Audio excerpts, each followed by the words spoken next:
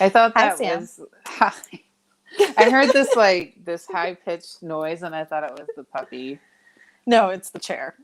Oh, It's me vibrating with the chair. I got a puppy, and she's chewing up House and Home, and I always hear her whining on the phone. She's like, I was like, oh, And she's good potty thing you're training, and so cute. she gets me up all night. Like, good thing you're cute is usually what I think when I was like, oh. So today's topic, anxiety. Anxiety. Yeah. We've all had it. And if you haven't, oh my gosh, bless you. I have it as a hereditary thing. It's something that's hereditary in my family that my grandfather blessed me with. In my 20s, I could always catch myself. Like, if I didn't have something to worry about, I would find something to worry about. The thing that I was worrying about actually never came into fruition. And then all of a sudden I was like, but what about this? Amazing things happen, but I can't do it because, I was just a mess. I was an anxious mess. And I think, go ahead. I don't think my, well, at least nobody that I know in my family had it really bad like me. I had it horrible. Like, and it wasn't until my empath stuff, and we'll talk about that later, but it hit me hard. And, so I feel for anybody that goes through anxiety. A reason why I created Beach Be Cool, one of my favorite formulas, because, and I'm not trying to sell it right now, but it's just like, I had to find a way to deal with it, to help myself. Yeah.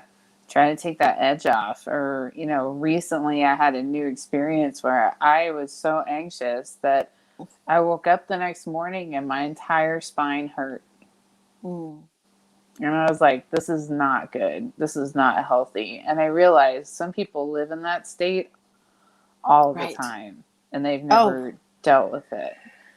I've seen so many patients with it. I mean, that's one of the top things that I help treat. And it's just so if you're out there and if you're dealing with anxiety, know that there is so much help out there. And I'm not saying that it all has to come from Western medicine. Maybe alternative medicine works for you. Maybe an acupuncturist, maybe Chinese herbs, maybe a therapist. But there are so many ways to help yourself when you're dealing with anxiety. Getting off of coffee. That's never going to happen for me. But I told Sam the other day. I understand the sentiment. I was like, yeah, that's cool. No.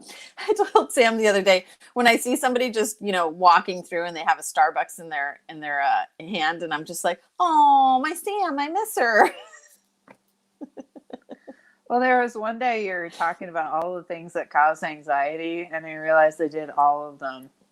Oh, for class. It was like, it was like, because Mina teaches a Chinese herb class for beginners, just to have a better idea and sense of how it all works and the philosophy behind it, which I think is Chinese really wonderful.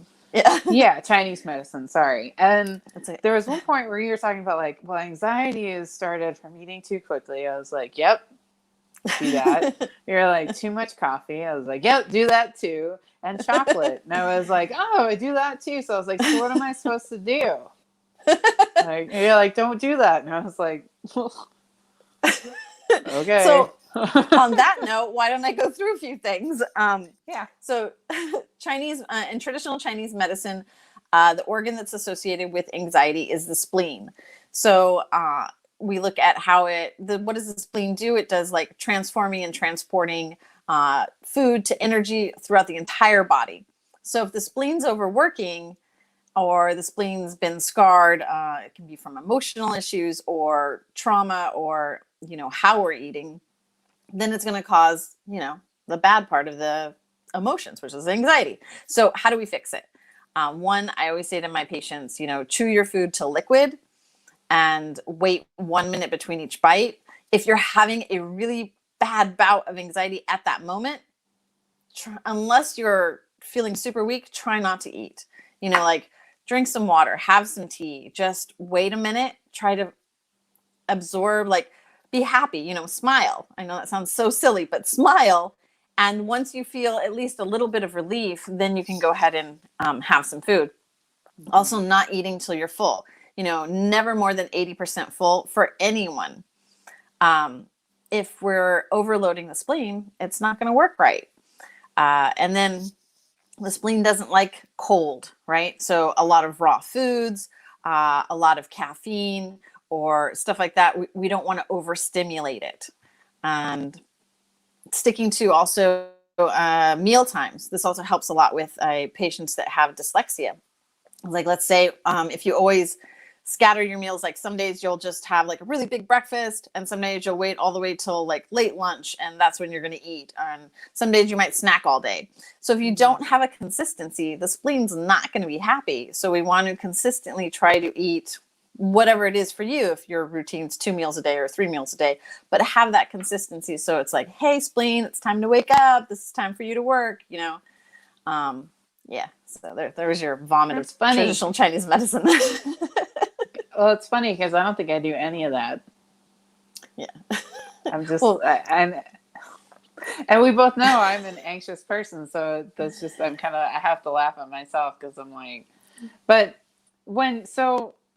I've noticed that anxiety for me has gotten a lot less the older I get.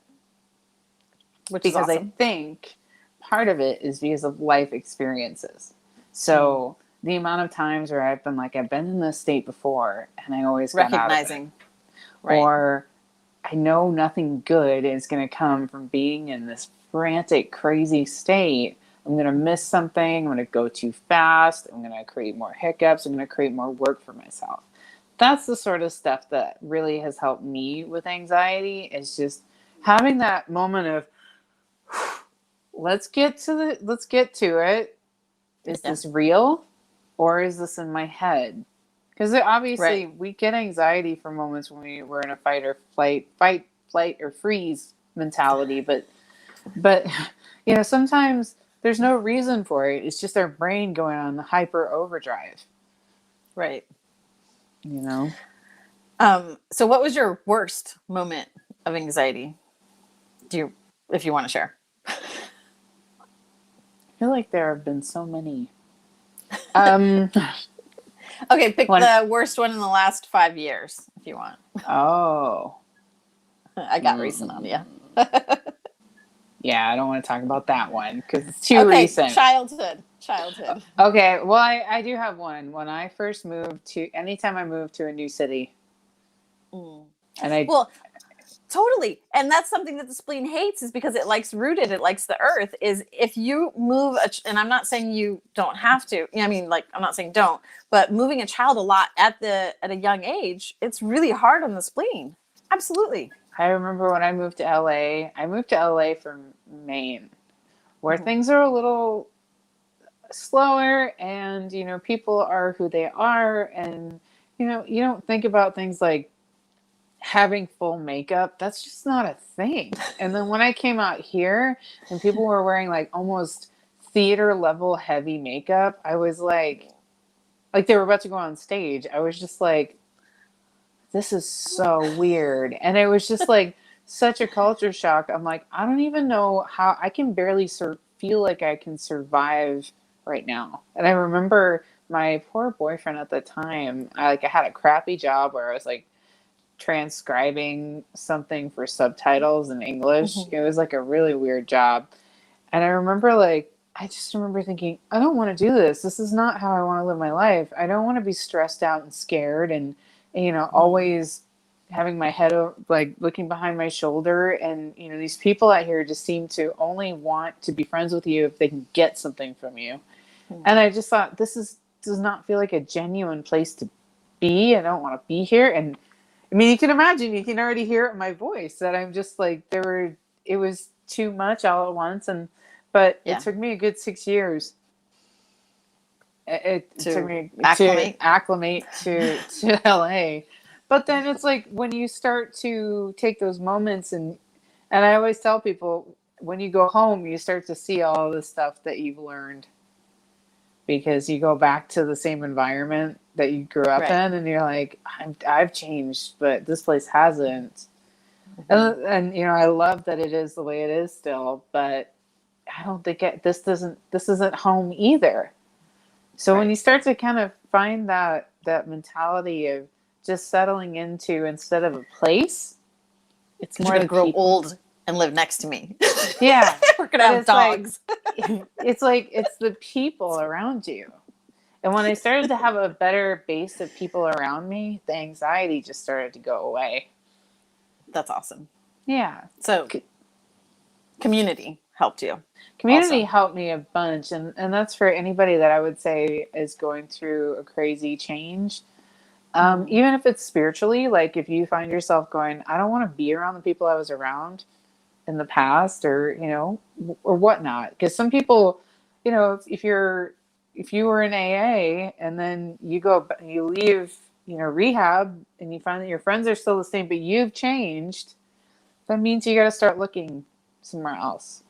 Yeah. And it is okay. It's just, you got to have patience. You got to have belief in the universe that you're not just being thrown out into the sharks.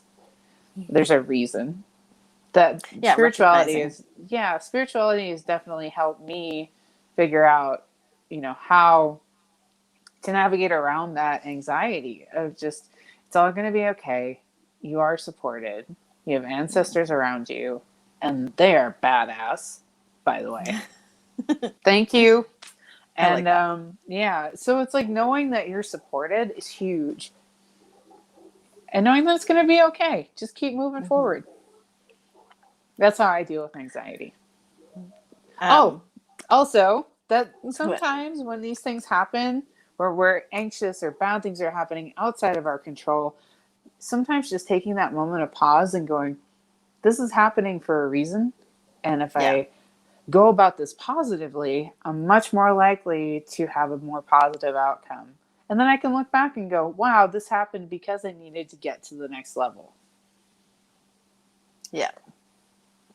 I know. And for me, I think, well, I guess the first time that I ever had anxiety, I was a kid and I was going to a new school and I kind of was getting like bullied by my friends.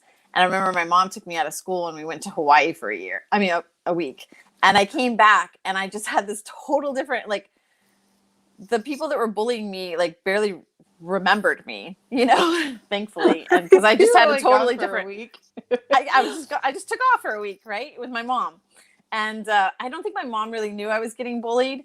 But luckily, the confidence that I had walking back in, like I had felt the energy from the island, I had felt, like stronger, and so then everything. I was lucky. I met the Yeah. right friends, and I had a different community after that. Um, but and I've told this story before, but when my empath gifts just woke up in an exponential way in my early 20s, like I couldn't handle it. The anxiety and the feeling of everything. I mean, I would vomit like 20 times in the morning before I could even get out of the house. I just couldn't handle it. I couldn't handle it. Absolutely. Whatever. I changed my jobs. I was in a sales job where I went door to door. It was Aflac. And then I changed it to a calling sales job. And I saw a psychiatrist, psychologist, and I don't know which one. She was amazing, and she helped me so much. And then I was good for a while, but I always still had moments where it would come back. So, like in 2018, when I almost died a few times, I would get these surges of anxiety because, like, whenever I would drink something or eat something, I was like scared that it was something that was really bad for me. And I still have that. If I'm really, really tired, I still have that try to come up, and I'm like, I breathe and I'm like, remember, this is fine. And you go through the steps, whatever those steps are. My girlfriend used to always say to me, I was like, what do you do when this was before I was meditating a lot. I was like, what do you do when you have anxiety? And she was like, I just remember there's always air. And I was like, it's true. You can always breathe, usually. You usually go, oh yeah, forgot about that. But at the same time, it's like when you're in that state, you're not thinking like that. Right. Not for me. It's like I can't do it. It's like people going, oh yeah, you're anxious, go meditate. It's like adding fuel to the fire. So I'm like, oh yeah, I'm gonna go meditate while I'm anxious. Well, my head's already spinning with all these ideas and look for a deeper meaning. Guess what's gonna happen? The deeper meaning is gonna be even worse than what I'm already thinking. So yeah, usually for me, it's like I have to go, okay, you're in this state. Let's look at this scenario. There's always bad, which you've obviously gone to mentally, but there's also Right. amazing. And what is possible to be learned from this? And for something in me that it's like, okay, this still sucks. I can still feel the anxiety because I know there's a chemical thing going on with me. But Right. it's like, I'm like, okay, I know this is anxiety, but let's just remember that this is only temporary. There's going to be a way out. And you know what? All else fails. I just go, well, life's just but a dream. We're just here for a human experience. What's the worst that's going to happen? Just here to experience I already stuff, know those. right? Well, All good. I mean, hopefully it's nothing, It's not that bad. nothing gory or anything, but it's like, usually I just kind of go, okay, well, if you've So already been through something where it kind of sucked, because I remember somebody telling me like, what if you get laid off? I was like, so? yeah. You get laid off. You get some time off. You figure yourself out. Go find something else, and it's fine. It's not like people don't get laid off every day. So, yeah, that sort of thing. It's like once you've experienced it, you're like, well, that wasn't as bad. That fear. So, and one of the things that I think helped me is that a few, and I'm not saying go out and do this, but a few near-death experiences, right? It really puts things into perspective. And I'm just like, don't go out and do that. That's a free disclaimer. That's some great advice right there. Don't go out and try to have a near-death experience. But like, and this is something, Sam and I had talked about before, is that we look at, other people that are going through something rough, and it's just like, no, remind yourself of all the wonderful things that are happening in your life. Write down that list. What are all the great things that are happening? And when you feel wonderful, I always say this thing, write it on a Post-it, put it all over your house. If you feel amazing that moment, hey, I feel beautiful. I feel super smart. I feel like lucky. Write it down and say, you are lucky. Put a Post-it up and just remind yourself how awesome you are. I know that sounds silly, but it really helps. No, well, and honestly, that was something so I remember when I got out of an abusive relationship, I remember seeing my therapist. She was like, your self-talk is really mean. It's really mean. She's like, and I was like, I don't know how to change that. She's like, you just have to start rewiring your brain. And I was like, how do I do that? She's like, you write notes to yourself. You put things up. If you catch yourself saying something, you try to say something different. And then eventually it just becomes more natural. Yeah, for anxiety. Go ahead. That self-hate, that self-loathing talk, it's not going to get you anywhere in life. Yeah. Well, positively. Positively, yeah. It'll send you down a bad path. Yeah. But if you and we want to send you down the positive one. Right. And just consciously, you got to go, okay, so this sucks. What can I do? And I know I've said it before, but it's like, what can I do to look at this as a learning opportunity to grow and be better? And that helps ease my anxiety quite a bit. I like that. For me, I as being an empath, I have to look at, well, is this my anxiety? Is this someone else's? Because a lot of the times I can stop and I can say, oh no, this is actually someone else's energy, or this is, whatever. And once I separate, I'm like, I'm okay. Because I've worked my ass off to get to this point, and I'm just, I don't have the same kind of anger as when I was a kid, or all the negative emotions. And so it took a lot of work, but everybody has their own path, and so you have to find yours and what helps you. But the most important thing is that we keep working on it, right? Yeah. Well, and the funny thing is I've had coworkers where it's like they're so anxious that I just go, I can't be around you because I'm just going to go into that vortex or I just go, I have to keep my conversations limited. I have to keep my speaking clear, Right, and not you just picking up their shit. and just go, okay, I know this person's incredibly anxious, and sometimes I talk to them on the phone and they go into this tizzy. And it's like, this tizzy is obnoxious because it takes me out of what I was doing. So as an empath, so I'm just usually like, remember, they're an anxious person. Collect yourself, collect yourself, Yeah. collect yourself. It's always, you always have to remind yourself, like, why do I feel anxious? I have no reason to feel anxious. And breathe. I know that sounds so silly, but just taking a deep breath, inhaling, making your belly get really big, and exhaling, taking 10 deep breaths. Because oxygen helps us calm so much. Going for a walk. Yeah. Going for a walk is amazing. Again, I can say that firsthand. That's what I've learned during the pandemic is going for a walk immediately puts my endorphins up, and I can think clearly, Well, and I you always get start my peacocks day. on your walk. Yeah, I have peacocks, and it's like a little magical walk because people put out, all these beautiful flowers. It's a cute little town, and I enjoy it. It's always like, and I live in a part of LA where it's like they still have, you know, uh, Grass. ordinance, grass, right? I'm sorry. There's It's none like here. So it's like Culver City is just cement. Some areas of LA is just like it's just cement, and Mexico I'm like, cement or dirt. Well, most of us. Or beach. right. At least we get the beach. But your beaches are beautiful, so yeah. But I mean, just getting in one with nature, even going for those quick walks instead of writing a nasty gram. Rethink your way of looking at something. It's huge. And I'll post a couple mudras on here that I really like for anxiety also. So yeah, and maybe I'll put on one of my little 10-minute meditations. So yeah. Oh, also another thing I've noticed that I've heard when it came to stress and anxiety is that if you look at, when you're stressed, your arteries or whatnot, they have a tendency to close up more because of stress.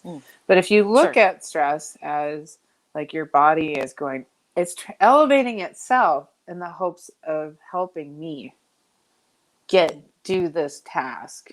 When you start to look at something as a positive, it kind of regulates the way your body goes about doing things. And I thought that's so interesting. That's another thing where I was like, oh, I'm anxious, but maybe it's my body trying to help me rise to the occasion. Right. Right. I'm excited. To I'm not scared.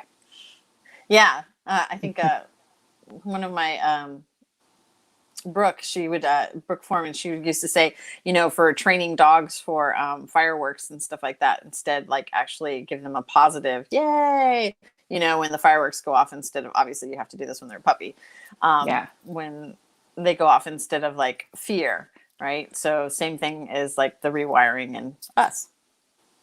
Yeah. So tell us how you deal with stress and anxiety, because I really think that it's going to benefit all of us just to hear everybody else's best practices and what may help. Yeah, let's help each other. Yeah. So sending you guys lots of love.